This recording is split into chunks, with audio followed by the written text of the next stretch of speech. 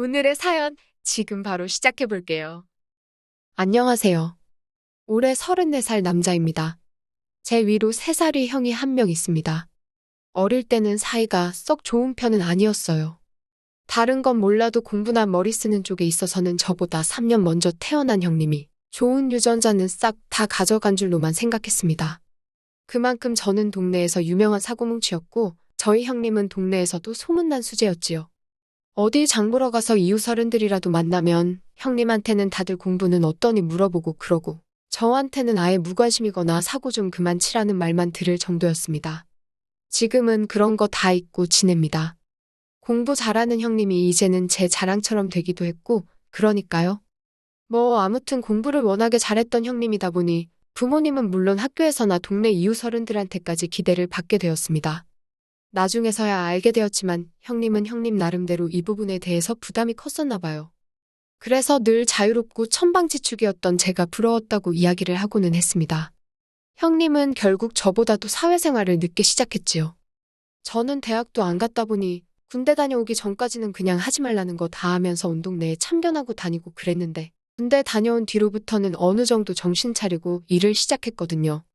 대학도 안 나왔는데 멀쩡한 회사 들어갈 수나 있었겠나요?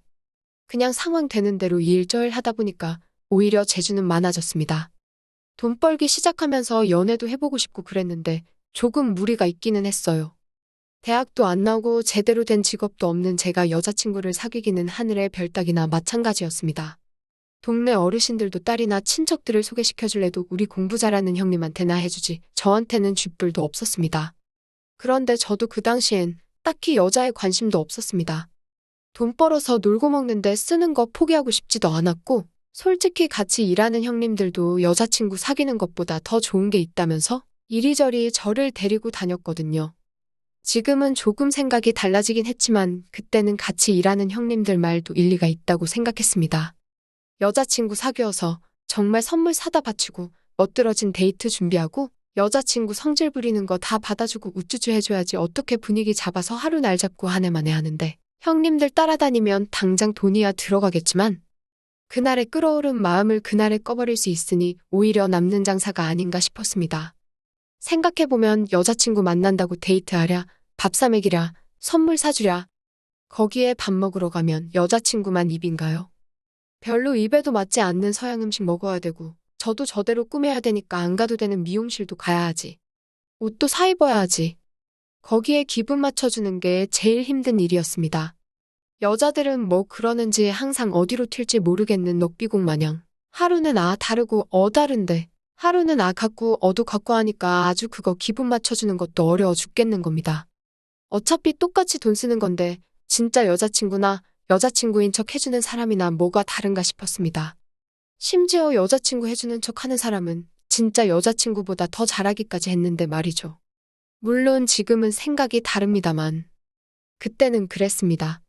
정신적인 외로움을 채워준다는 면에서 보면 실제 연애하는 것만큼 좋은 게 없다고 생각하고 그러니 사람들이 돈 없어서 못 살겠다 힘들어 죽겠다 하면서도 꾸역꾸역 대출받아서 결혼까지 하고 그러는 건가 생각이 들더군요.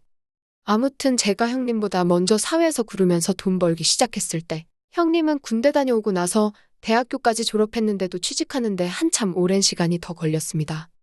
사실 형님이 동네에서나 등수 안에 드는 똑똑한 학생이었지. 형님 정도 하는 사람들은 세상에 이 대한민국 땅에 널리고 깔렸던 거지요. 솔직히 형님하고 사이는 안 좋았지만 보기는 안쓰러웠습니다. 마음고생하면서 하루하루 야위어가는 게 눈에 보였거든요. 그러다가 형님, 결국 취직을 포기하게 되었습니다. 우리 장남 공부 잘한다고 동네방네 자랑하면서 분명히 사자 들어가는 전문직이나 대기업 취직할 거라 믿어 의심치 않으신 부모님, 배신감이 엄청 컸을 거라 생각하지만 저는 형님이 부담감에 해방돼서 스스로 제 인생 찾게 된 점에 속으로 축하를 해줬습니다. 그렇다고 해서 저희 집이 엄청 부자도 아니고 하다 보니 형님이 취직을 포기했다고 놀고만 있는 걸 볼 수는 없었어요. 결국 형님을 제가 데리고 다니면서 제가 하는 일을 가르쳐주게 했습니다. 맨날 공부만 해서 그런지 체력도 없고 비실비실. 손재주도 없고 시키는 일마다 똑바로 하지 못했지만 그나마 다행인 건 제가 일을 일찍부터 시작했기에 짬이 되는지라 형님 커버를 다 쳐줄 수 있었다는 거예요. 손재주 없는 형님도 어쨌든 성실하게 한 달 채우니 첫 월급을 받게 되었습니다. 원래는 월급날마다 동료들끼리 회포를 풀고 오는데 형님이 왔다고 해서 안 가기도 뭐하고. 그래서 결국 형님 데리고 근처 유흥가로 향했습니다. 가족이랑 같이 그런 데를 가니까 어색하기는 했는데 여태껏 공부만 하고 경제 능력 없었던 형님에게는 그곳은 거의 신세계나 마찬가지였습니다. 정말 고삐 풀린 망아지 마냥 마시고 놀더군요. 그 뒤로부터 형님은 틈만 나면 일 끝나고 오늘은 안 가냐고 저한테 물어왔습니다. 사실 저도 자주 다니기는 했지만 한 달에 한두 번 가는 게 전부였거든요. 아무래도 한 번에 쓰는 돈이 적지 않다 보니 부담도 되었고. 그래서 같이 가자는 형님 부탁 거절을 했는데 형님이 자기가 돈 다 낼 테니까 가자고 하는 말도 안 되는 소리를 하는 겁니다. 공부만 했지 세상 물정을 모르는 게 저런 거다 싶어서 그러지 말라고 충고를 했는데 형님은 그게 기분이 나빴나 봅니다. 다른 직장 동료 꼬셔서 다녀오고 나중에는 돈까지 빌려서 다니더군요. 이제 사회생활 처음 한 형님이 돈이 어디 있었겠습니까? 순식간에 개털이 돼서 월급 값을 받고 그러다가 빚까지 생기게 돼버렸지요. 형님한테 제발 좀 정신 차리라고 하고 돈은 제가 대신 갚아준 뒤에 형님한테는 이 일이 어울리지 않는 것 같다고 다른 직업 찾아보라 하고 잘라버렸습니다. 그때부터 형님하고 사이가 서먹해지기는 했지만 제가 할 수 있는 최선이었습니다.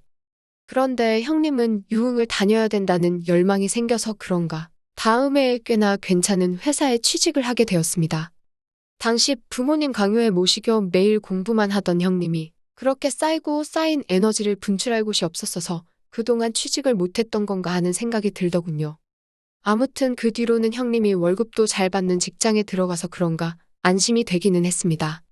주변 직장 동료들의 말에 의하면 형님이 매주 금요일마다 회사 사람들로 모이는 사람들하고 저희가 자주 가던 유흥주점에 매일같이 출몰한다는 소문까지 듣게 되었습니다. 정신 차린 줄 알았는데 아무튼 형님과는 서먹해졌으니 그냥 제가 할 수 있는 최선을 다했다 생각하고 크게 신경 안 쓰기로 했습니다. 그렇게 몇 년을 형님과는 교리 없이 지냈는데 형님이 결혼한다는 소식을 들었습니다. 집에 결혼 상대라고 데려온 사람을 봤을 때 이 형님이 제정신인가 싶었습니다. 형수님 될 사람이 엄청나게 예쁘더군요. 그런데 저도 여자 만나온 가닥이 있고 관상이란 게 있지 않겠습니까? 형수님 될 사람을 어디서 만났는지 딱 알겠더군요. 형님이 정신 못 차리고 주점에서 알게 된 여자랑 결혼하기로 한 거 아닌가 하는 생각이 들었습니다. 이제 형님, 좋은 회사도 다니겠다. 여자도 형님이 벌어다주는 돈으로 편하게 살면 되니 신분 세탁을 하려고 형님을 만났다는 생각밖에 안 들더군요. 형수님 사진을 들고 다니면서 저랑 같이 유흥 다니던 사람들한테 이 사람 어디서 일하던 사람이냐고 수소문을 해봤는데 타 지역에서 만난 건지 제 주변에는 형수님이랑 놀아봤다는 사람이 나오지는 않았습니다. 참 걱정이 다 되더군요. 세상 물정 그렇게 모르던 형님이 이제는 여자에 빠져서 재산이고 뭐고 다 뜯기는 게 아닌가 하는 생각까지 들었습니다. 부모님은 제 경고에 저보고 헛소리하지 말라고 형님이 다 능력이 되니까 저런 여자도 구해오는 거라고 일축했기에 결혼을 못하게 반대도 하지 못했습니다. 장남이기도 하고 형님도 나이가 있으니 하루빨리 결혼을 해야 했으니 말이죠. 하지만 도무지 이해가 안 갔습니다. 기껏 20대 후반으로밖에 안 보이는 저런 예쁜 여자가 뭐가 아쉬워서 37살에 이제 취직한 지 얼마 되지도 않아서 모아놓은 돈도 없고 돈 버는 족족 술집에다 가져다 바치는 사람하고 결혼하겠다고 드는 건지 아무리 생각해도 형님이 당하고 있는 거라는 생각밖에 들지 않았습니다. 하지만 제 정보망으로는 형수님의 진짜 정체를 알아낼 수 없었고 그렇게 결혼식 하는 날이 되고 말았습니다. 형수님이 신부 화장하고 드레스 입고 있으니까 진짜 연예인을 뺨치게 이쁘긴 이쁘더라고요. 둘이 좋아서 결혼한다는데 나도 너무 의심병인가 싶어서 그때쯤에는 형수님 과거를 캐낼 생각은 이미 포기하고 있었는데 말입니다만. 잠시 화장실에서 일을 보고 있는데 옆칸에서 누군지 모르는 사람이 통화하는 소리가 들리더군요. 들으려고 한 건 아닌데 들려서 내용을 전부 다 듣고 말았습니다. 그 정체불명의 남자의 통화 내용은 이랬습니다. 통화 상대방에게 어디 노래방에서 일 다니면 오던 여자애 기억나냐고 하면서 그 여자가 결혼한다고 해서 구경 왔다고 하면서 지들끼리 신나서 떠들더군요. 형수님이 그런 쪽에 종사했다는 사실을 결국 결혼식 당일날에 꼬리를 잡게 되었습니다. 통화 내용은 더욱더 점입가경이었습니다. 돈 몇 푼 더 주니까 혼자서 3명도 거뜬했다. 자기 사는 동네에서는 좀 놀아본 사람들은 그 여자를 모르면 간첩이다. 그 말을 듣고 고민이 되었습니다. 내가 좋은 날을 망치는 건가? 아니면 형님 인생을 구하는 건가? 잠깐의 고민이었지만 그래도 내 하나뿐인 형제인 형님의 인생이 구렁텅이로 빠져들게 방관할 수는 없겠다는 생각이 들더군요. 그 길로 화장실 문을 박차고 나가서 전화통화를 하고 있던 녀석의 멱살을 붙잡았습니다. 지금한 이야기 다시 해보라고 하고 꼬치꼬치 캐물었더니 그 자식 말대로 자기가 단골 손님이나 마찬가지고 횟수로는 100번도 더 만났을 건데 결혼하는 남자 어떤 꼬라지인지 구경하러 온 거라고 순순히 실토하더군요. 그 결혼하는 남자가 바로 내 형님이다 하고 그 자식 멱살을 잡아 끌고 신부대기실까지 한달음에 달려가 바닥에 패대기를 쳤습니다. 바닥에 낮아빠진 그 자식을 보고 형수님도 놀라서 얼굴이 사색이 되더군요. 형수님한테 입이 있으면 설명해보라고 소리를 쳤는데 사돈이며 다들 나한테 이게 예의 없게 뭐하는 짓이냐고 소리를 치더군요. 형수님은 겁을 먹은 건지 말도 못하고 있었고요. 그렇게 숨기고 있으면 내가 형수님의 더러운 과거를 못 알아낼 줄 알았느냐고 호통을 치고 바닥에 패대기 친 그 자식에게 모든 걸 실토하게 만들 작정이었습니다. 그런데 바닥에 패대기 쳐진 그 자식이 저한테 하도 멱살을 오래 붙잡혀서 그런가 콜록콜록거리면서 이 여자 아닌데요. 라고 하는 겁니다. 형님 결혼식이 4시였는데 그 여자는 5시에 결혼하는 여자라고 하면서 뭔가 오해가 있는 것 같다고 하더군요. 저 때문에 개판이 될 뻔한 결혼식이고 이대로는 형수님이고 형님이고 볼 면목이 없는지라 저는 그 길로 도망치듯 결혼식장을 빠져나왔습니다. 안 그래도 형님과 연 끊고 지내다시피 했는데 저는 이제 집에도 못 들어가겠구나 하는 생각이 들더군요. 그렇게 친구 집으로 몸을 피신하고 3개월 정도 가족들 눈을 피해 숨죽여 살아왔습니다. 그런데 제 직장까지 형수님이 찾아왔더군요. 여전히 젊고 예쁜 모습이었습니다. 형수님은 걱정하지 말라고 그냥 해프닝 아니겠냐 하면서 이 상황을 자기는 이해하고 용서할 수 있다고 하더군요. 오히려 저 같은 동생이 있어서 형님이 든든하겠다고 하면서 가족이 잘 지냈으면 좋겠다고 말하며 이제 형님도 저희 부모님도 제 걱정을 심하게 하고 있으니 집으로 돌아오라고 했다는 겁니다. 그렇게 모든 오해는 풀리게 되었지만 한 가지 큰일이 생기고 말았네요. 현명하고 아름다운 형수님에게 제가 빠져들고 만 것입니다. 형님이 아직 모아놓은 돈이 없어서 시집살이를 하는지라 형수님하고는 매일 같은 집에서 살고 있습니다.